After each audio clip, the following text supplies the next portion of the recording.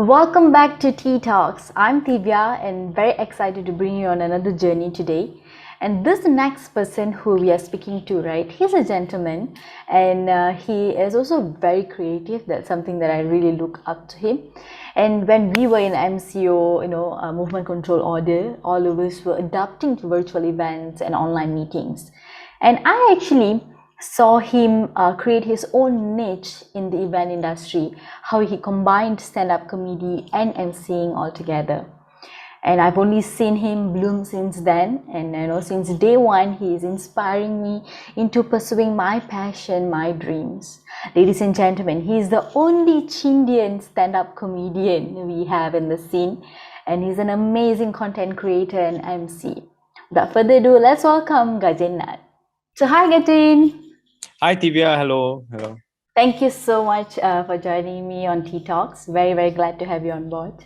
No worries. No worries. My pleasure. All right.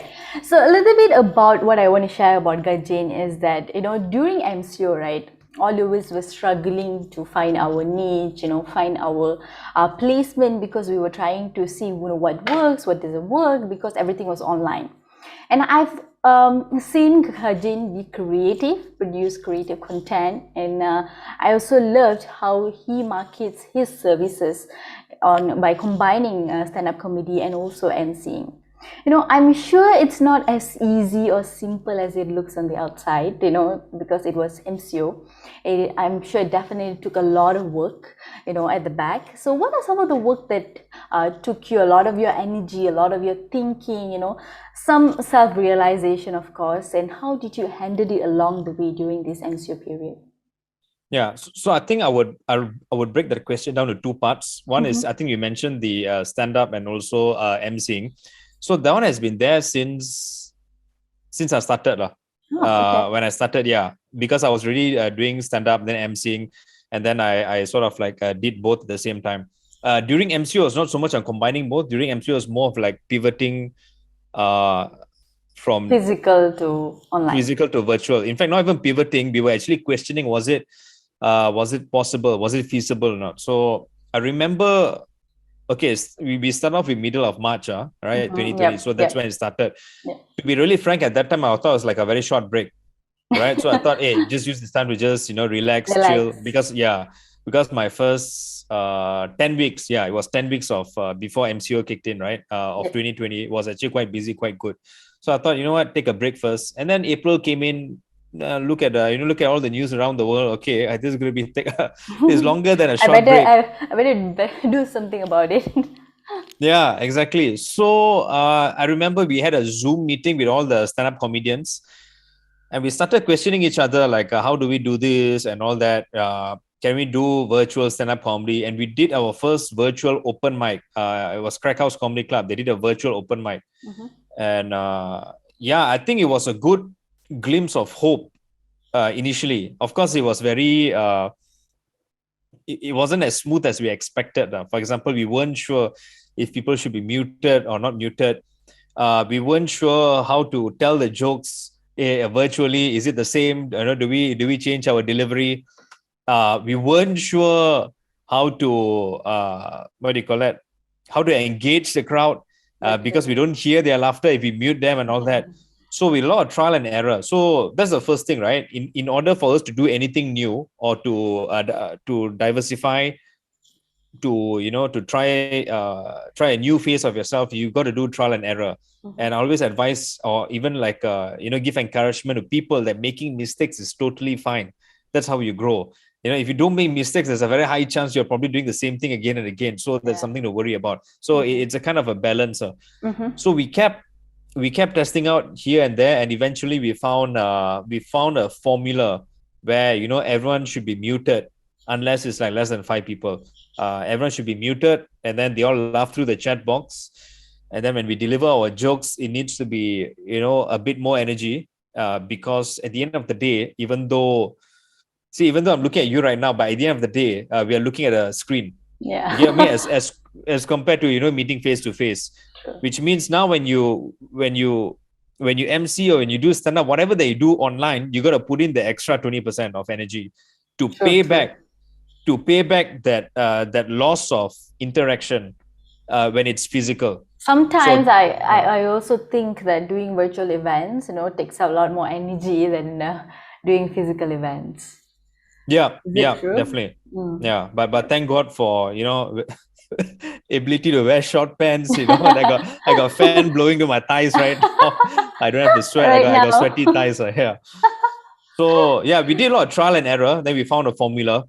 And just to share to all the listeners, so during my MCO 1.0, I also took a hit, like 5 months of zero income.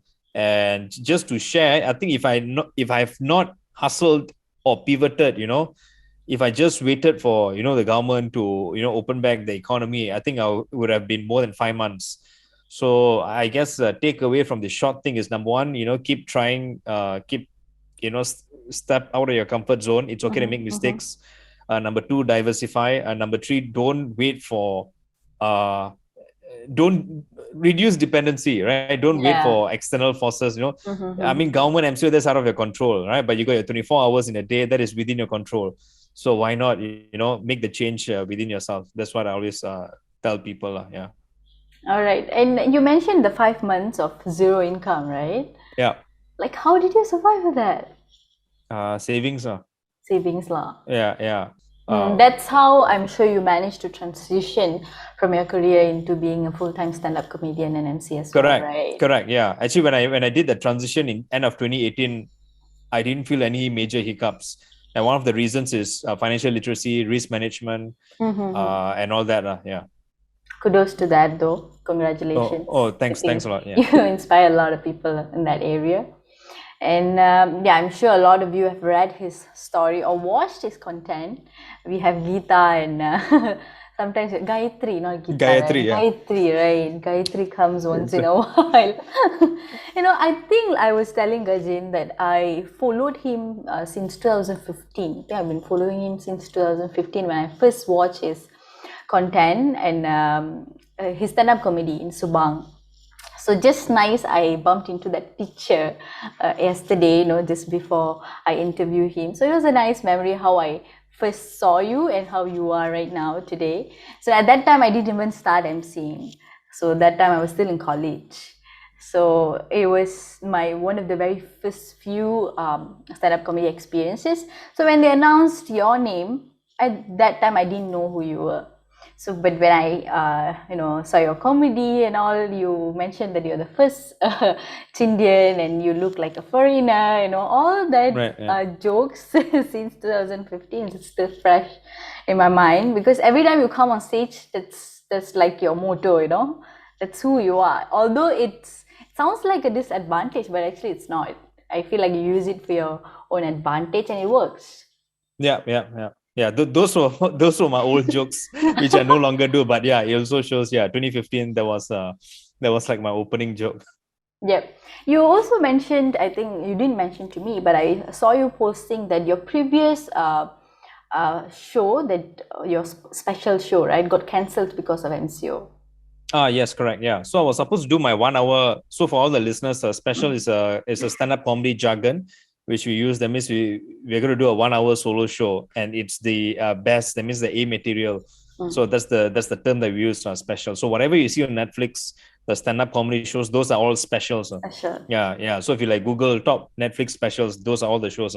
So I was supposed to do my 1 hour special in 2020, and of course I planned it end of 2019. Book the theater and all that. Obviously, at that time, no one expected COVID, and then came in and Yeah. I had to cancel the show. Not really. Yeah, I would say cancel. Yeah, postpone. Now it's going to be it's going to be happening this year for sure It in was not a August. loss for you, right? Or was it a loss for you? Slight loss because yeah, I already had all the posters ready and things have already been paid for the poster. But for the theater booking, thankfully, the theater folks were kind enough to actually refund the entire sum. That's nice. All right, cool. All right. Anytime during this virtual event period, this MCO period when you were trying, because I follow you, right? So I kind of get caught with your stories, so whatever you post on LinkedIn or Instagram or what. And whenever you post something about a virtual event, I immediately get excited knowing which company you're working with, which platform you're doing this with and all. So I think only after a few days you post it on in LinkedIn and all. So I'm someone who like posting, like being in the social media and all. I like how you are very present. You are very what word is that? You're very you live in the moment when it comes to social media. Live Like in the moment. when it comes to social media, Really? like I thought I've been slacking in no, social no, no. media. When it comes to, like I say, right, once in a while, I feel like that's how you do marketing. That's the sense that I'm learning from you. In terms of how you post once in a while about the events that you are doing and all the stuff. And that kind of really inspired me also in terms of your progress. You post it up. Yeah, And yeah. yeah, I feel like that's the new way of doing marketing. Correct. Yeah. Because like I would say, maybe I ask you this question. Have you ever gone to a company and say, hey, I'm an MC? If you got any events, book me. Yeah, I did a lot. Well, what is the conversion rate? Very low, right? Very low, correct. Yeah, exactly. It's because I used to do that as well. I used And to I do asked that. myself, I yeah, used to blast email, I yeah. call. If you ask me, I think that I wouldn't say not to say that doesn't work, but it's very inefficient because I used to It do was that as well. because I did, and all I thought to myself was, even if they don't call me, it's a start to something, it's a start to something. So that's what I did. Yeah, I realized that if I just keep adding value, like keep posting like, hey, I've done this and all that, or post some stories and all that, people will eventually know. And then when they need your service, they will come to you. So that way the conversion is higher because when people go to you, the want is already there, as compared to you going cold contact. Yep. It's like one of those salesmen or saleswomen, that come to you and then Yeah. how are you? You look pretty, Tivia. Oh, your hair very curly and nice. And then after that, bam, some, I don't know, protein powder, insurance, whatever. Yeah. Protein powder. I don't know. I'm just simply saying. I've yet to come across someone selling me protein powder, but I I don't know know. why I said that. Okay, nice, nice, nice. Can you speak Tamil? Unfortunately, no. So long story short, uh, so interestingly, even though my mom is Chinese, she was adopted by Indian parents since young, so she can actually speak Tamil. My dad can also speak Tamil. He can also speak Hindi because he studied in. I always say North America, but no, he studied in North India. So he Why do picked you up Hindi say there. North America? I don't know. In my mind, it's like sometimes dyslexic, right? But interestingly, since birth, they've always spoken English. Uh, I guess that's the thing about like Indian parents, right? Because there's always doctor, lawyer, and if you think about it, doctor, lawyer, when it comes to IELTS, is the highest requirement. That's why Indians always excel in doctor, Mm-hmm. lawyer. I'm not saying other Mm-hmm. reasons not as good, but No, no. when it comes to English proficiency, usually yeah, Indian. So they never spoke Tamil to us. And I always keep telling people that language is not ethnicity, it's actually your environment and practice. For example, I got a certificate in German language, but I cannot speak because of environment and practice. Right, But right. yeah, so unfortunately, I only can speak English and BM. You are one of the person who I've seen taken a lot of effort to be creative, taken a lot of effort to find a way to be creative, or in that sense. Okay. So, is there any way that you try to keep that creative juice on? To I'm sure you hustle, but something for us to for you to share with us. So when you say creative, like what specifically? Like video content Video or content or stand-up comedy, no, stand-up comedy, like everything. everything. That's why when I say, I even thought of the topic for you is the three C's, creative, Chindian, and comedian. So that's all will come to my mind when I think Right, about right, Gajen. So I personally have a very strong feeling that you're very creative. So when it comes to stand-up comedy, or right. one of the way that you actually gather your comedy was, I remember you post questions on Insta stories that you ask Ah, people to yes, yes, suggest yes, yes. topics, Yeah, that yeah, yeah. I've even contributed to one of it. I remember that Right, right. one. And second is, like I said, I love how you um, approach, you don't approach companies, but how you have stand-up comedy and emceeing together as a very, very strong tool, to Yeah. for a company. So company events, those kind of things. And thirdly, your video content, of course. Like a lot of people started getting to know you through your video content. Yeah. So yeah, tell us about Creativity, I think, because creativity is very broad. So I think it goes back to even school, that. Oh my right? God. Or whatever, for example, like kemahiran hidup or pendidikan seni and all that. So all these art classes, and I was very active in scouts. And in scouts, we had to do all a lot of You're from Penang, right? from Penang, Penang Free School. Penang Yeah. preschool, right? So in scouts, like we had to play a lot with bamboo, build stuff and all that. Because that also sparks creativity, the geometry and all that. And when you're given freedom to do anything, it allows you to try new ideas and all that. I know it may seem like I'm going off topic, but that's actually how creative thinking works. It works by just not overthinking. Just say, hey, this could be something. You just give it a try. When if let's say we are being questioned by saying, if you're being questioned, say by teacher or parents, hey, don't do that, don't do this and all, it sort of like narrows down your angle, narrow, and then you end up doing A is A, B is B, then there's zero creativity. So I would say the core curriculum activities really helped me boost my creativity, because even like in scouts, we used to have dancers and sketches during campfire night. And for dance, we have to like literally choreograph a dance, and then for sketches, we need to come up with a funny play, a funny act, like a 5 to 10 minutes act. Is it a So boys' I guess school? yes, but for some of the camps, we have combined a few Uh-huh. schools combined together, Girl Guides and Scouts. So I guess that's where the creativity started, like especially with sketches, because same thing, you got to write and act. But of course, when I think back now, those sketches were lame. But at that point in time, for that audience, yeah, everyone liked it. So I think it all started off from there, and then it just kept going on. When I was in college, I was really into filming videos. Yeah, at that time I had a handy cam, because that time handphones, the cameras were very bad. There's no Okay. 720p. Yeah. There's only 360p video camera on the phone. So at that time I used handy cam. Yeah, and then after my family had an iMac. Very few people had Apple computer back in 2005. So we had one in the house, and then there was iMovie in iMac, which is also now still there, and I used to play around with it a lot. So all these kind of fun apps, they really boost your creativity, because you get to play with sound transitions, segments, and all that. I even used to create my own music called on this app called GarageBand, which is also an Apple app. I remember.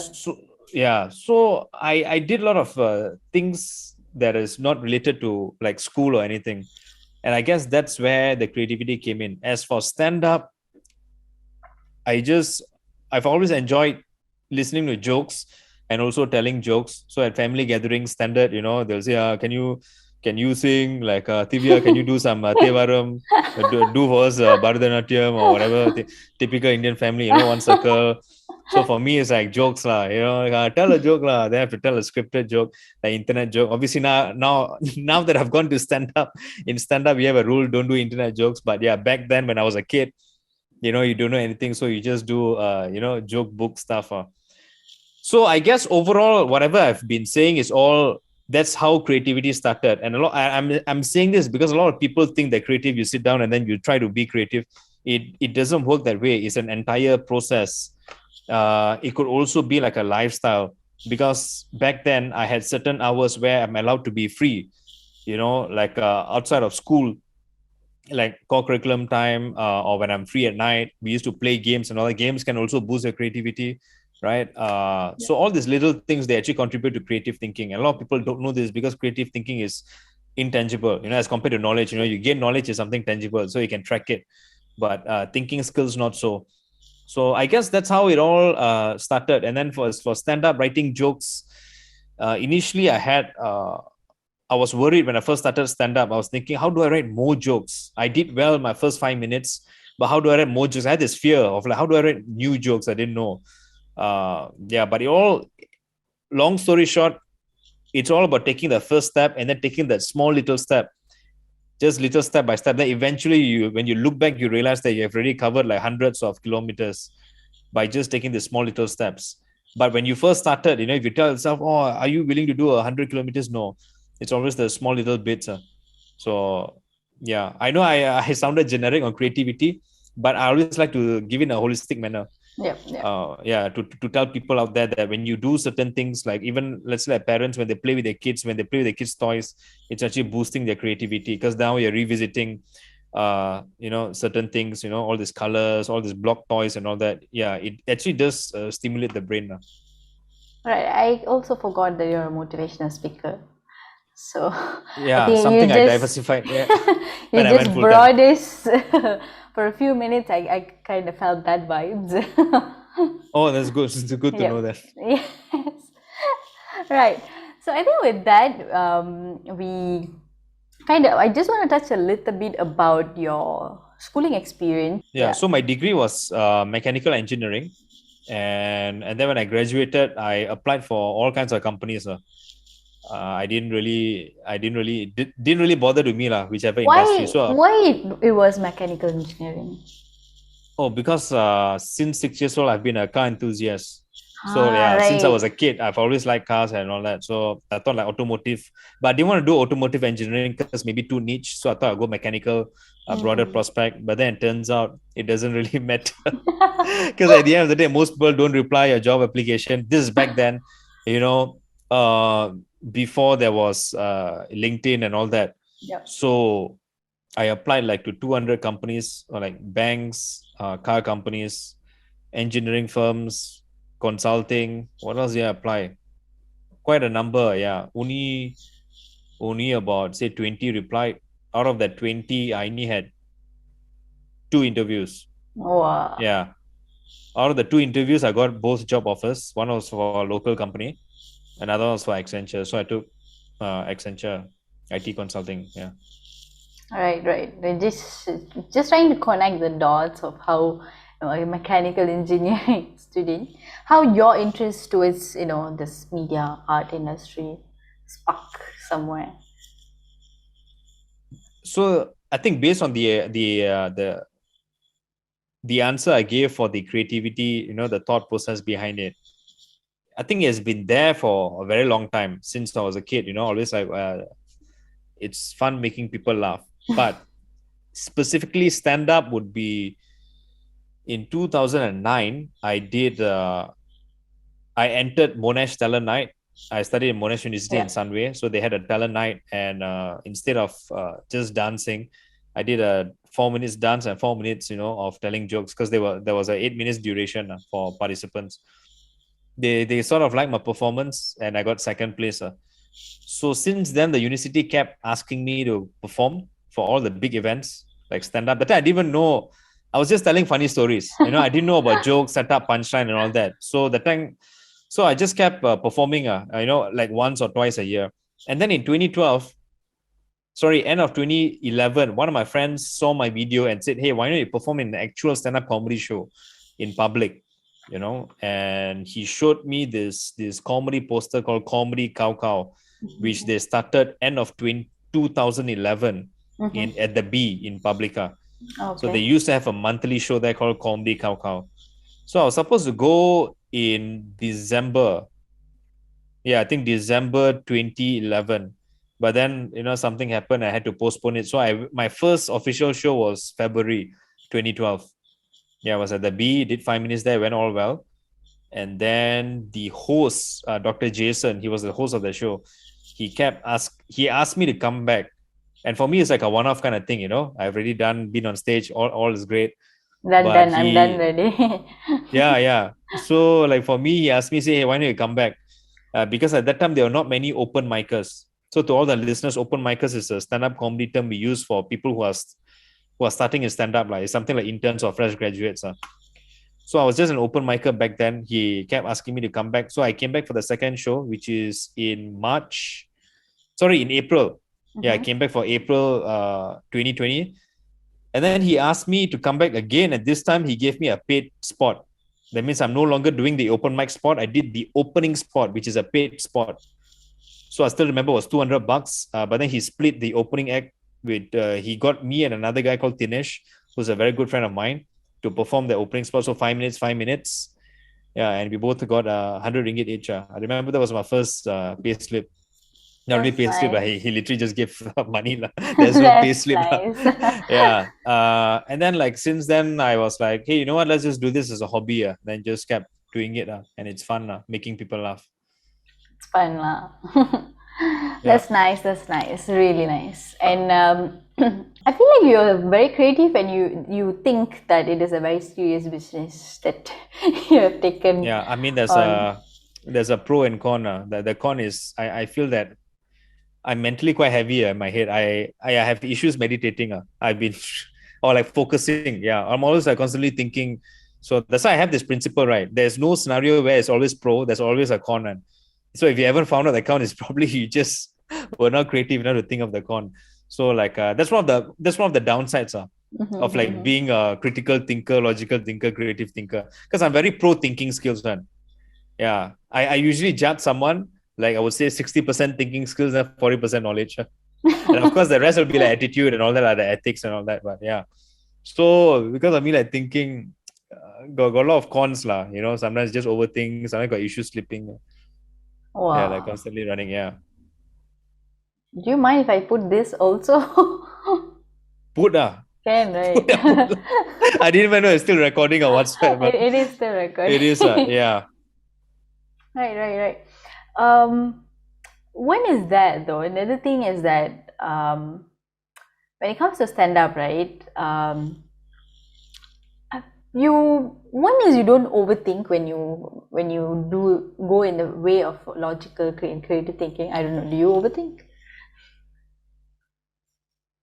No, I mean like yeah, no. But then when I'm like just doing like on days when I want to relax, also my head feels heavy, but I'm not overthinking because I'm not one of those who will get really emotional and overthink. I used to be that.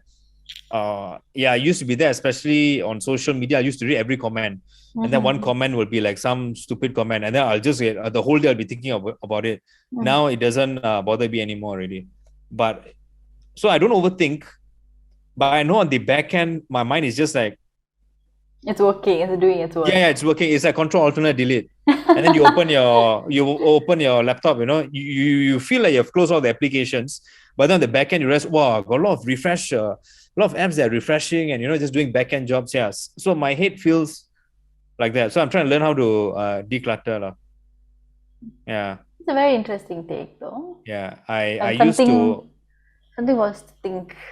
yeah, I used to think that meditation is, this was many years ago. I used to think meditation just for fun and all that. But now that I've started to go full time, started to think even more, that I realize it will play a very important role in focusing. Because it sounds cliche to not think of anything. It sounds easy, but in a world where we are filled with so much of social media, a lot of gadgets, you're doing so much of things, it is not easy to not think of anything. So yeah, that's why I got a lot of respect for people who can focus and not think about anything. Meditation is not easy. All right, I think you just give a very deep conclusion to the show. Yeah. Very nice. I think it's this part of story that we don't often talk about. Yeah. We all want to be creative. Even me, I was excited to know how you were very creative. But the downside of what we actually go through when we try to be creative, when you try to keep that juice going. So it's different perspectives. Yeah. All the while, I think for the past 5 years, I've only been seeing you on social media virtually. So finally, I get to talk to you, understand where you're coming from, and a little bit of your past experiences as well. So it's really nice. Thank you so much for being on Tea Talks. And if you guys would like to know more about his show's upcoming special show, you can get in touch with him on Instagram, and I'm sure you can wait for his posting for that. And I'm definitely going for the show. Looking forward to it.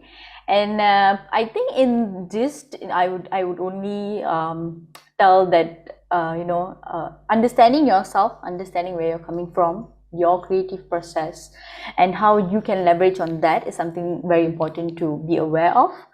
So if not, then what are the necessary effort or hustle that you're going to take to pursue things further? Something that my kind of learning from Gajen. So thank you so much, Gajen, for coming on board. Really, really a pleasure to have you. Thanks a lot, Divya. It was actually fun talking to you. Very casual and real. Right. Thank you, and see you guys. Bye. Bye.